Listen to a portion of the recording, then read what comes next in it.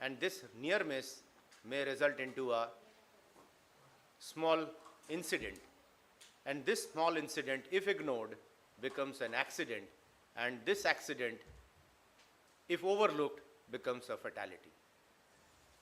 So the hierarchy of control, or the pyramid for fatality, is all well understood for everybody. But still, why at workplace fatalities are happening? Imagine in the public domain, there is no control. In the roads, contribute the maximum fatalities, because practically there is no control. Finland started this Vision Zero in road safety, and we have the privilege of having both Professor Neutel and Dr. Mark Fullerman with us. And they are serious about achieving Vision Zero harm at workplace.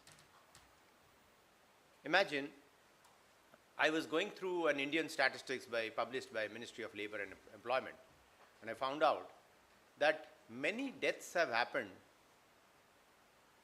coming to workplace or going to back to home. It is not within the workplace. So the travel hazards are there.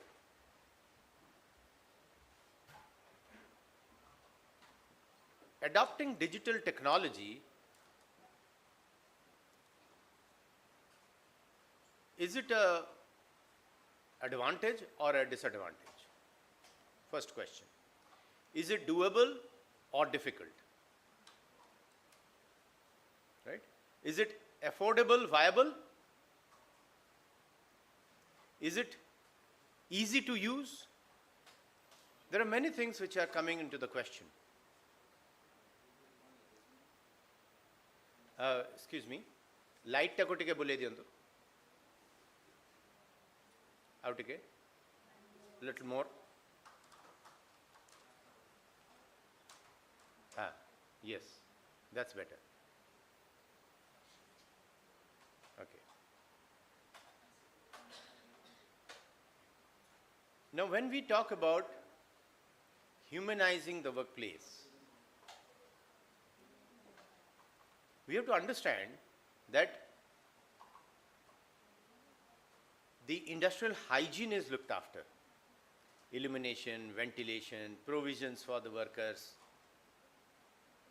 a clean workplace, a safe platform to work, a proper jigs and fixtures provided, proper tools and tackles provided.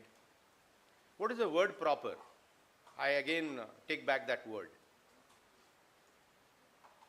Best fit tools, tackles, equipments, spares, fasteners, best fit has to be used. Because when I say proper, again, it varies from person to person. We have to be very precise when we start working. You see, we are talking about safety. But where does it initiate? Customer perception. And customer perception is quality. And if you want to do a precision quality, you have to be very, very accurate about your specs, your standards, your skill set of the employees, converting an input into a value-added output called as a product, which the customer receives and gives you a satisfaction that yes, this is what I wanted. Now, if you do international trade, there are certain trade regulations. The trade regulations are mandating that it should be clean, it should be green, it should be sustainable, and it should be blood-free. I don't want to buy a product which is stained. I don't want to, see a product which is contributing heavily on the environment. I don't want to see that while I'm getting the product, the waste generated is littered, not being handled properly. Now, there are many things which are coming in. Apart from safety, there are many things which are coming in. I went to some of the countries in Southeast Asia, found out that while the world is purchasing from these Southeast Asian countries, being a supply chain hub like Sri Lanka, Bangladesh, Vietnam, and many other countries in Southeast Asia. I'm not naming China, I'm not naming Korea, I'm not naming Taiwan, I'm not naming Japan. I'm naming these countries which are the supply chain of the world. And that does mean that they are not following these standards. They are following the standards. How they are following the standards? Because the customer's representative is sitting on their head and ensuring the compliances. Why can't the other way around it can happen? In 70s, 80s and 90s, it was most of a seller's market. Then the scenario changed, it became a buyer's market.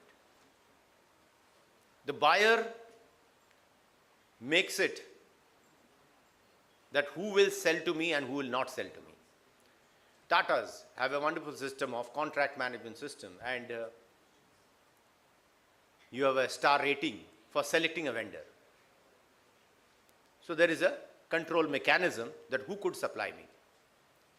Similarly, public sector undertakings in the oil, gas, steel, aluminium, in most of the sectors, including defense, have a system for selecting a vendor or a supplier through QCBS or maybe GEM portal or maybe tendering.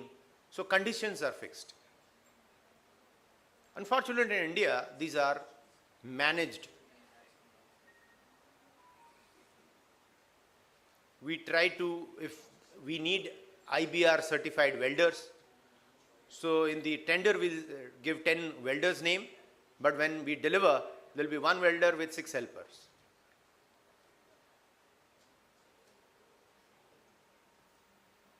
So what we lack in is screening at the gate that what I am taking inside is I am causing harm to myself and my work culture.